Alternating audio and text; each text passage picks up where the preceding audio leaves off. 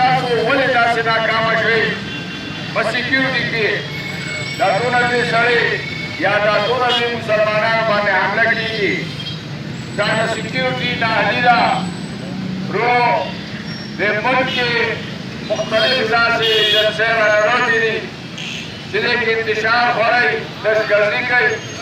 خو تر اوسه پورې دا سیاسي یو ډېر شخصیت چې په هغه باندې حمله کېږي د نه مخکې زموږ په اکابرو باندې شوي دي ډېر خلک شهیدان شوي دي خو تر دې وخته پورې د هغې تفتیشي هغه کوم نظام چې دی ناکامیابه دی دې وجې نه موږ روټي یو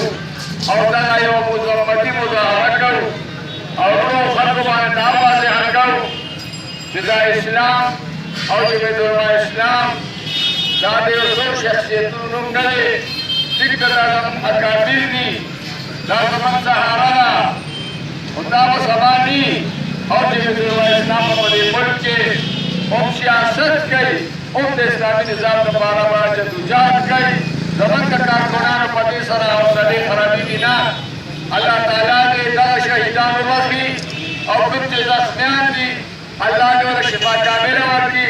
او الله دې ملک کې امن راولي او الله تعالی دې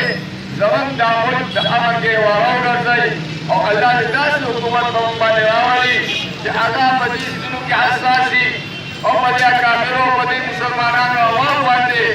چې کوم حملې کېږي چې کوم از کم د هغې د سیکیورټي انتظام هغه په خپل لاس کې صحیح طریقې سره واخلي وآخر دعوانا الحمد لله